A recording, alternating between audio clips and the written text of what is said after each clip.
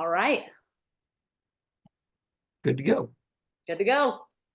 So, hi everyone. Thanks so much for having me, and thanks to those who are tuning in. So, I'm Emily Whitmore. I'm a social scientist at MAIC, the Maine Aquaculture Innovation Center.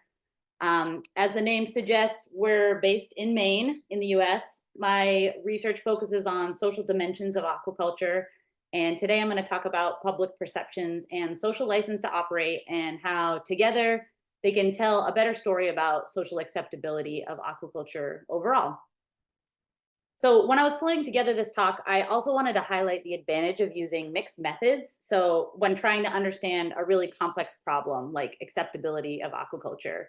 So we hear about opposition to aquaculture a lot, and justifiably so.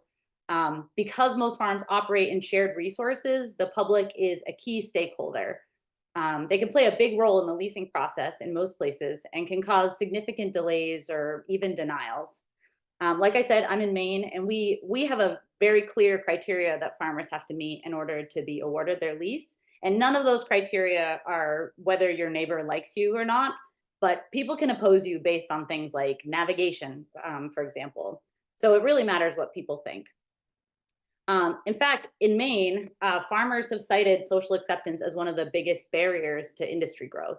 So having a good understanding of community perceptions of aquaculture is really key to future development of the industry. And this, I can tell you, is a complicated process. So we have to look at the problem at different scales and with different tools. So on one hand, we have the general public, who I can say with evidence has very little knowledge about aquaculture.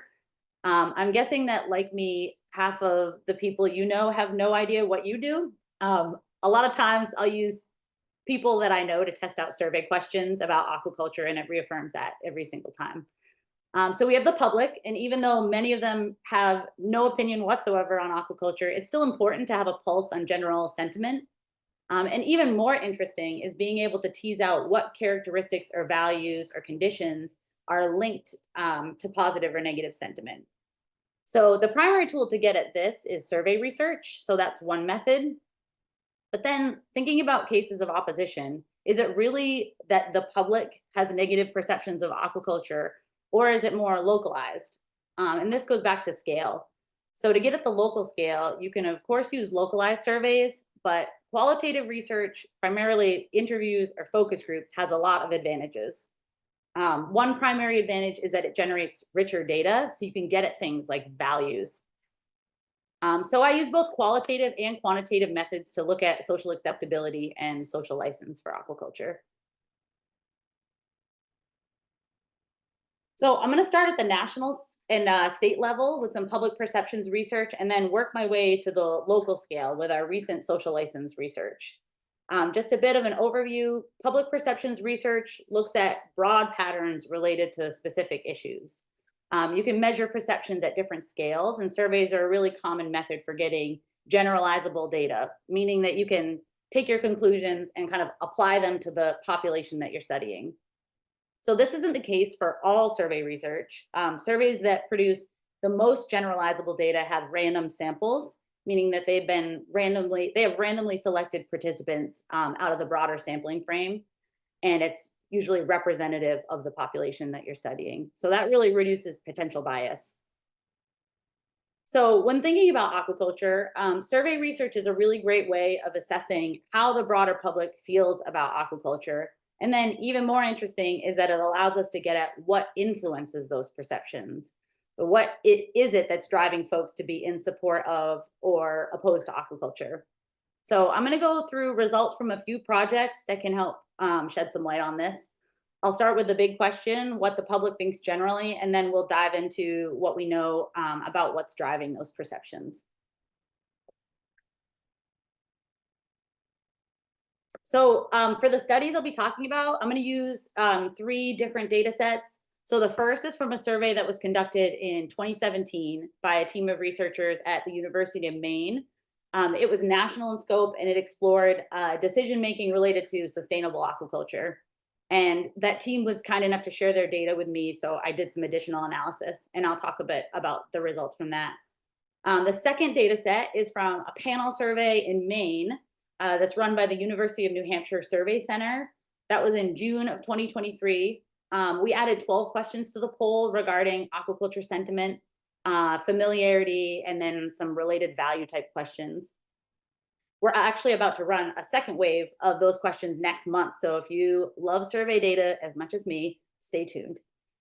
The third data set is from a survey conducted also through the UNH Survey Center, but this time it was of New Hampshire residents. And that was conducted in June of this year, 2024. And we added 4 questions to that. So all 3 surveys were online. They were all panel surveys. And if anyone's interested in hearing a bit more about panel surveys, feel free to ask in the chat, and I'll be happy to talk more about that. So I'm going to start with the $1 million question. Does aquaculture have a perceptions problem? Well, the data in Maine and New Hampshire is actually really encouraging. So in Maine, on the left there, 64% of respondents felt somewhat or very favorably about general aquaculture. When specifying types, about 62% of respondents felt favorably about finfish, but then 71% felt favorably about shellfish farming and 72% about seaweed farming. But it's not like the rest of the group was against aquaculture. You can see that yellow there. There's a large number of respondents who had no opinion at all. In fact, a really small percentage felt negatively. I think the highest is 12% there of people who felt very unfavorable or somewhat unfavorable about finfish. So in New Hampshire, there were similarly small numbers for those who felt negatively, but there's a much larger proportion of respondents who had no opinion at all. We didn't ask about seaweed in New Hampshire because there really isn't a seaweed industry yet, but you can see small differences between shellfish and finfish. So I also wanted to bring in the national scale here. In that 2017 CNET survey, they were specifically measuring active support. So it's not directly comparable, but they asked a series of 7 statements about support. And the average response for each statement was 3.7. So the statements were on a Likert scale, with 1 being strongly disagree and 6 being strongly agree. So 3.7 was right on the edge of, like right on the agree end of neutral, if that makes sense. So that's not terrible news either. So what does this tell us? Well, in Maine, respondents feel pretty positively about aquaculture, though a quarter of folks had no opinion. In New Hampshire, most respondents had no opinion, though like 35 to 45% of folks felt positively. So at least in these 2 states, rather than a perceptions problem, I think the industry could really see this as a kind of a perceptions opportunity. So it's an opportunity to find supporters in that group of folks in the yellow there that could go either way. So before we get into the drivers of these perceptions, I wanted to talk a bit about what hasn't predicted aquaculture sentiment for our research. So first is coastal residency. So I've gotten this question every single time I present on perceptions, and it makes sense. You would think that people who are exposed to aquaculture more, like people who live on the coast, would have stronger opinions of aquaculture. But in my research and in others, there really aren't clear patterns related to people's proximity to aquaculture farms or distance to the coast. The second non-predictor is really a whole category, basic demographics. So age, education, race, political party all failed to predict aquaculture opinions in all the 3 surveys. And I haven't seen in broader research, it's been really inconsistent. Income seemed to predict favorable opinions in New Hampshire, but not in Maine, and not in the national data set. And then gender predicted support for aquaculture in the CNET national data set, but not in Maine and New Hampshire. So those aren't consistent either. And this is really interesting because it shows that aquaculture views aren't yet prescribed to certain identities or certain aspects of our identity. And this is really encouraging from an industry perspective, because once views become linked with features of an individual's identity, they become much less malleable. So this is good news. All right, so let's move on to what predicts positive sentiment. So familiarity and knowledge have been consistently linked to positive sentiment in multiple studies. I apologize for all the different graphs here. Top left, we have the CNET National Survey. You can see that as subjective knowledge of aquaculture increases, so does support for aquaculture. And this is pretty significant at the 0.001 level if you're interested. In Maine, you can see a similar pattern, though this graph looks different, and that's because it was a different question. The question was related to how much people have read or heard about aquaculture. So the more folks have read or heard, the more favorable they feel. And this is same for New Hampshire. So up in the top right graph, again, this looks different because it's a different publication. But the blue bars are those who feel somewhat or very favorable about aquaculture. And this increases with how much they've read or heard about aquaculture. The wording of the question in the New Hampshire survey and the Maine survey were the same. And then lastly, on the bottom right here, we tried to gauge participants' knowledge by asking them if there was aquaculture activity in New Hampshire, which there is. So those who said yes, who were correct, felt more favorably towards aquaculture than those who said no or that they didn't know. So in sum, it seems like knowledge and familiarity are both linked to positive perceptions. All right, next is seafood consumption. So in a way, this is tied to familiarity, considering the most frequent way that people interact with aquaculture is by eating aquaculture products. So in the national study here on the left, we can clearly see the pattern. And this is kind of funny wording, but the more certain that people are that they've consumed aquaculture products, the more confident they are, then the more supportive they are of aquaculture. There's also research that shows that frequency of consumption of seafood is associated with support for aquaculture. And we confirmed that in New Hampshire this past summer. So even more interesting is that the pattern was even stronger when we asked people about preparing seafood at home, so making it themselves. So people that cook seafood at home more frequently are even more likely to feel favorably about aquaculture. So we plan to run this question in Maine in this next wave, but I suspect that we'll see a really similar pattern. All right, lastly, there's been a bunch of research about the role of values in aquaculture perceptions. Yet it's been especially tricky as it's so context specific. So it's hard to generate any broad conclusions. There have been mixed results related to environmental values. So in some places, just to simplify this, pro-environmental views have been linked to negative views of aquaculture. But again, I think this is really place specific. So in the national US sample, pro-environmental views were linked to positive views of aquaculture. And then in Maine, in the full model, we really didn't see any links with environmental views. And I think this is especially interesting because in many cases, when you hear about opposition in the media, it's often environmental conservation type groups that are leading the narrative. But it really isn't that simple. And these polling results show that generally people aren't thinking about it in black and white terms. At least in the US, people might be more aware that there are environmental benefits associated with many forms of aquaculture as well. Use of the coast has also been linked to aquaculture perceptions. So in our main sample, we found that views on coastal priorities were associated with views of aquaculture. So this is tricky to explain, but for respondents who thought that sustaining Maine's coastal communities by encouraging new marine industries was more important than preserving traditional character of coastal communities, were more likely to feel positively about aquaculture. And then lastly, economic values have also been linked to aquaculture views. In Maine, one of the biggest predictors of positive sentiment was agreeing that aquaculture provides new opportunities for fishermen and coastal communities. Yet I will point out that I think that this association is really more culturally driven than economically driven because the statement references fishermen. Okay, so to sum all of that up, in Maine and New Hampshire especially, people are generally pretty positive about aquaculture, and these positive views are linked to increased familiarity and knowledge, seafood consumption, and place-based values.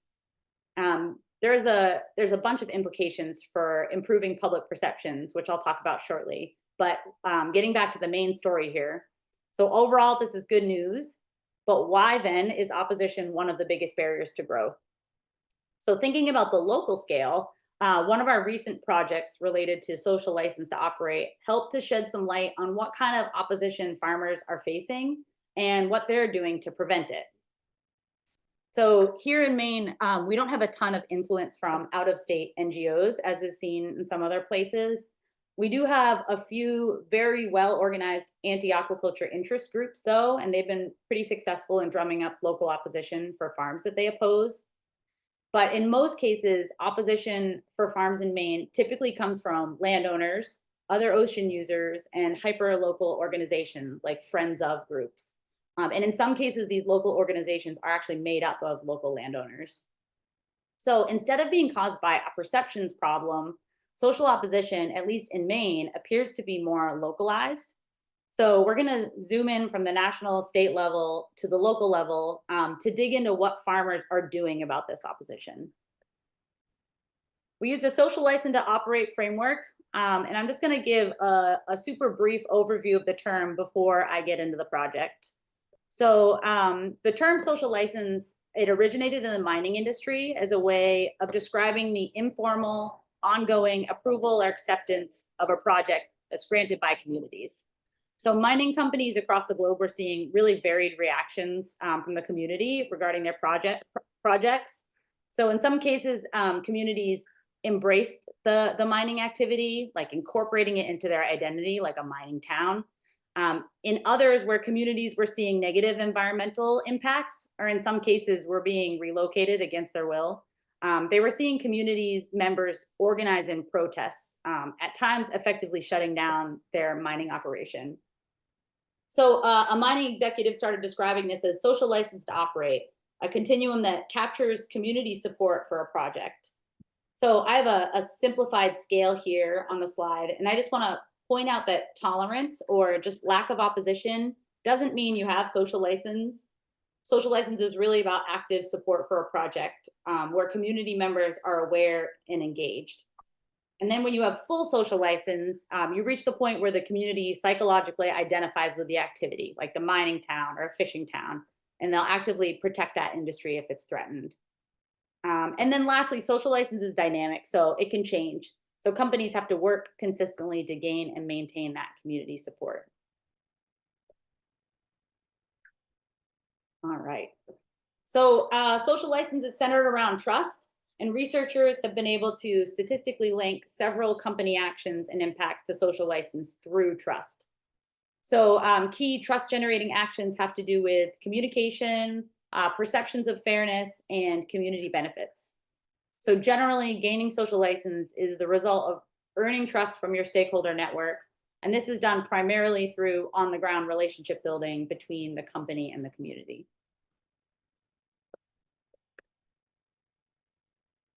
Yeah.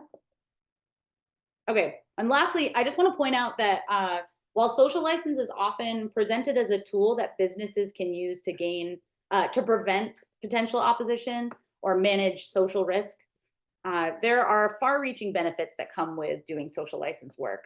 So for a farmer, there are protective benefits to social license. So when a community actively supports an industry and incorporates it into their identity, there's evidence that communities will act with the company's best interests in mind, like fighting for industry-friendly regulations or blocking moratoriums. And there are benefits for communities as well. Social license is really functions as a community empowerment tool. So by being able to withhold or issue social license, communities have more say over what happens to their shared resources. So it provides a sense of environmental security. This is especially true when thinking about more environmentally impactful industries. Communities can also influence how they want companies to act directly and indirectly. And they can pressure governing officials to change regulations either in support of or to restrict development. So just a bit about our study. Going back to research methods that we talked about earlier, this is a qualitative study. So we used interviews to investigate how farmers are doing social license work in Maine. We focused on small to medium scale shellfish and seaweed farmers. And I just want to acknowledge our funder, World Wildlife Fund, for the support for this project. The project was co-created with farmers. So we started with interviews And then after thematically coding and analyzing, we sent out our findings in a draft format to participating farmers for feedback and edits. And this was super valuable. Just a bit more on methods. Our sampling process was a real strength of this project. So we were able to randomly select farmers from the DMR leaseholders list. In Maine, we have a really active group of farmers that will collaborate on research quite often. So with this sampling method, we were able to get a broader range of voices. And then we did stratify by lease or license type. So in Maine, we have three options. We have LPAs, limited purpose aquaculture sites, which are actually licenses rather than leases. So they're small with a max of 400 square feet. They don't require a public hearing, though you are required to reach out to riparian landowners within 300 feet, and they expire yearly. We have experimental leases that are max 4 acres for 3 years. They sometimes require a hearing based on public feedback. And then standard leases are up to 100 acres for a max of 20 years. And these require farmers to notify landowners within 1,000 feet, and they all require a public hearing. So we made sure to include LPA license holders and the standard leaseholders, though we did oversample for standard because of the public outreach that's required by the leasing process. We also stratified by region, so southern, mid-coast, and down east Maine, and then product type, which are shellfish and seaweed. So the final outputs from this project are a full detailed guidebook that goes through all the themes from our farmer interviews. I used a ton of farmer quotes, so really it's their voices that are driving the guide. We also have an executive summary that's shorter, and then a bunch of one-page infographics that talk about specific topics. So I have a link on the last slide if you're interested in checking out those resources. So just an overview of the main themes I'm going to talk about. Are the slides good? Is everybody able to see them? If nobody says anything, I'll assume yeah, that. we're good. I'm feeling guilty because they were terrible when all the graphs were there, so you probably couldn't see any of the graphs. But we can go back if anybody has questions. All right.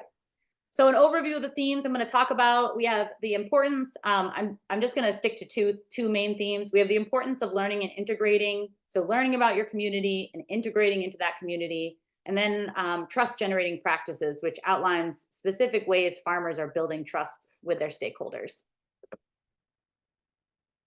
So first, all Maine farmers talked about the importance of knowing the landscape, so both physically and socially, and being able to kind of seamlessly integrate into that landscape. So this process of learning and integrating showed up in two main ways. First was really during the planning stage when farmers talked about site selection. And then the second was when describing their approach with their host community, how they were consciously trying to blend in with the existing working waterfront. So thinking about that first avenue, farmers acknowledge that identifying and connecting with all relevant stakeholders is such a key part of early acceptance during planning and permitting. So neglecting stakeholder groups, whether that's intentional or not, can be really detrimental for gaining social license. In Maine, these stakeholders included other ocean users like lobstermen, coastal landowners, town officials like harbor masters, and then more broadly, interested community members. They also talked about how knowing what was important to the local community was important to their success. So a great example of this is from Jody, who's a seaweed farmer up in mid-coast Maine. She was from an island fishing community and told me that they started their farm as a way of helping fishermen who had just lost the shrimping industry. They hired fishermen exclusively and worked closely with the local lobstering community to time their seeding. They also left the farm open for fishing year-round, even though they didn't have to. So when they faced pushback from a small group of seasonal residents at their lease hearing who argued it would displace fishermen, the fishermen, quote, all stood up and said, "Not going to hinder us. We think this is great." So because they knew what was important to the local community, they were able to align their operation with what was valued locally and offer something meaningful to those living there. So it's important to note that Jody grew up in her island community, so it was easier for her to know what was important to the locals. She also knew everyone. She was part of the local lobstering community. So she had what sociology folks call strong bonding ties, which is a form of social capital. And this is a real resource when earning social license. She had already had that credibility in her community. But if you're from away, as we say in Maine, or even from a different town in Maine, this process can be much more difficult. So you have to build new ties across different stakeholder groups. These are called bridging ties. And it can be really hard to enter into these communities with strong bonding ties because they can really feel like closed communities. If you aren't already part of the working waterfront, this is really challenging. So farmers trying to enter into these communities, I need a few strategies for overcoming this barrier. There's the slow route and then there's a fast route. So the slow route, I'm calling organic integration, which is where you kind of ease your way into the industry and the local community. So this quote is from a farmer who worked in the seafood industry for 30 years before starting his farm, and it was really beneficial for him when he went to get a lease. So by that time, he had built a good amount of credibility with other folks in the industry. But this slow integration really isn't feasible for most people. And frankly, being non native shouldn't be a barrier to entry if we want to have an equitable industry. But it is important to acknowledge that, especially here in Maine, when there is a lot of pride surrounding being a Mainer, the experience of being from away differs and might require a different approach for farmers. So the faster route involves seeking out gatekeepers. Several farmers said that if you don't know the area, find somebody that does. So specifically, farmers found that connecting with other local established farmers, fishermen, and harbor masters was most helpful in getting information about key stakeholders in their area and learning who to connect with. So this next theme really gets into the specifics. These are the actions that farmers said generated trust within their communities. So here's the grand list of actions that came up, and I'm going to go through each of these bins: communication, operational practices, and then community benefits. And this column on the right here shows the percentage of farmers who brought up the action organically in interviews, not whether they do it. So, like for example, it says 14% abiding by regulations. 14% of certainly more than 14% of farmers are abiding by regulations. This is just 14% brought this up specifically as a trust generating practice in interviews. So starting with communication, these are the themes that I expected to see based on previous research. So we have voluntary interaction, which is interaction that's not legally mandated by the permitting process, like reaching out to landowners within 1,000 feet. So all farmers did this during planning and permitting and beyond. Hugh said, quote, "Our strategy was to talk to everybody we could get our hands on and to make it very public and to do personal contact with the right people, fishermen and landowners." Also expected was being honest and transparent, with 31% of farmers bringing this up. And this has been found across industries. Brian said, quote, "I think it's all about communication and transparency. I think it's important to talk about your goals of your farm and what you're long-term looking to achieve.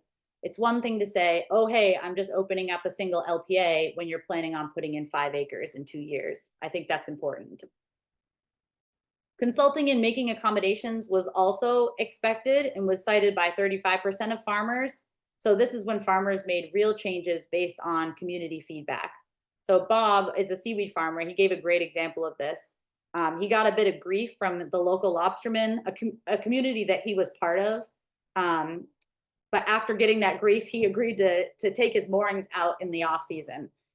He said that, quote, "It's a significant investment in all the anchors and lines, but it just allows me to be in there during my lease time and it keeps everybody happy." So changes made based on public feedback is tangible evidence that farmers care about their community and want to be good neighbors. And this evidence builds trust. So moving on to operational practices, this is where the trust generating actions get really aquaculture specific, which is super interesting to me.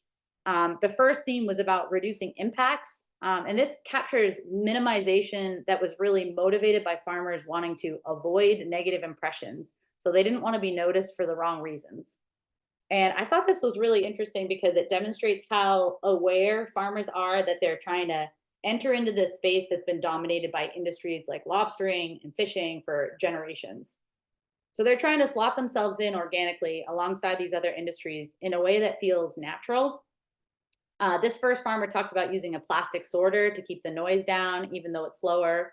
Another talked about switching to bottom culture to reduce negative impacts caused by lost gear or other accidents. So this helps to build trust. And I do want to point out that there are varying degrees of reducing impacts. So it's not economically feasible to use a slower sorter for some of the larger operations. But even larger operations found ways to reduce impacts, like small adjustments, even like not playing music before 8 a.m. out on the farm. That can make an impact. And it all depends on your specific operation and the community you're working with. So along similar lines, farmers brought up the importance of keeping their farm tidy. Chris said here that one of the most important trust building practices is, quote, leaving our workflow ship shape. So he described their daily routine here of cleaning up, saying that, quote, if someone comes by when we're gone, it looks like a well-kept workflow. I almost included this in reducing impacts, but it was so distinct. About 40% of farmers brought this up specifically. So key trust generating practice is keeping a tidy farm. Another way farmers built trust was simply by being visible to their community. So farmers talked about how stakeholders would see them out on the water every day working hard. And this is really about value alignment. So people value hard work. So seeing it helps. So Alicia described this saying, quote, they see me working from that mooring field. They could see me in the morning dragging my bags down and my generator. And they see me when I'm coming in at sunset dragging coolers or bins of oysters up on the dock. And then to wrap up operational practices, abiding by regulations was also brought up as a trust building practice. So Amanda said, quote, those regulations are there for a reason. So put the reflective tape on. Make sure people know that it says Sea Farm and your name and where it is. Not only does this build confidence that farmers know what they're doing, but it also speaks to the farmer's character. So like Charlie said here, quote, we are rule followers in most every regard.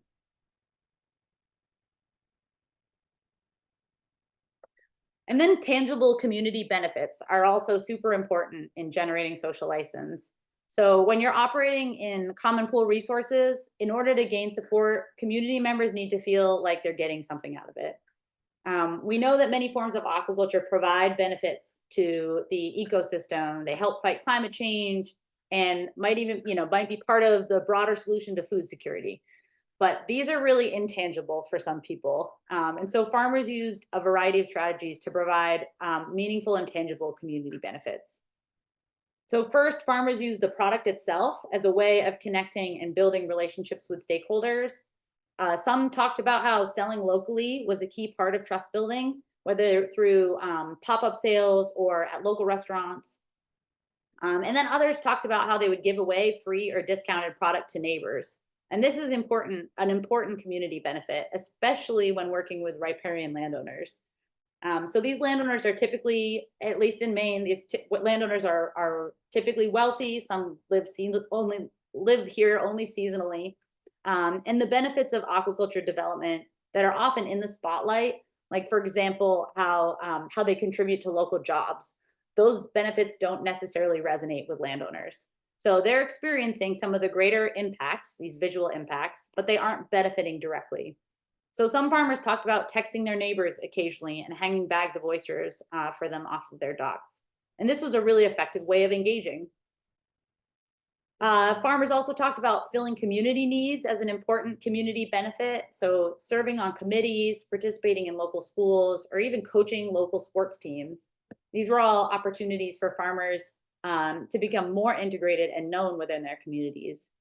So Dan, whose team faced some real challenges during their lease expansion, said that local support was a huge help and that they had that support because, quote, people knew their character. And that's because they were well integrated into their community. But also, this action fills a real need. So committees need members, teams need coaches. So farmers found that to be a really effective way of building trust because people saw that they were genuinely invested in their community. The final two practices that helped provided community benefits were helping others out on the water and then being a good employer. So farmers gave a ton of examples of helping others from bringing beach toys that were floating away back to their neighbors, to giving someone a tow, flagging down a lobsterman who lost his gear, like in this quote. One farmer even said that they pulled a kid out of the ice once. And then farmers talked about how being a good employer helped them build a reputation and gain trust. So Mitch said that this has had a big impact, I think, in terms on how you're perceived outside. So just coming back to this big table, building trust for farmers can take many shapes, but generally being community focused and your approach through quality communication, responsible and respectful farm practices, and participating meaningfully can make a big difference in gaining community support.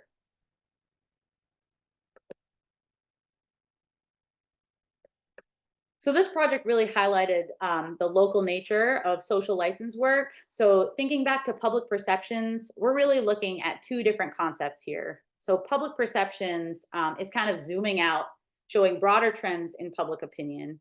And social license is really about that company community relationship.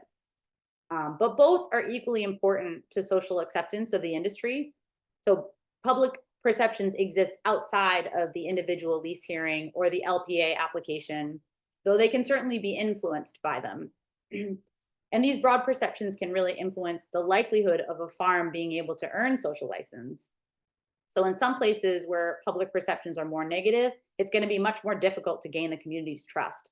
And on the other hand, gaining trust in places with really positive perceptions is likely to be much easier. So in understanding why these perceptions exist, what predicts them, um, understanding this is important for the industry because they can be more effective in messaging campaigns. They can be more strategic in where future development occurs.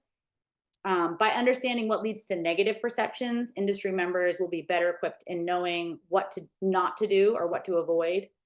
But like we saw earlier, much of what has been found so far in public perceptions research is that local values and local context really do matter.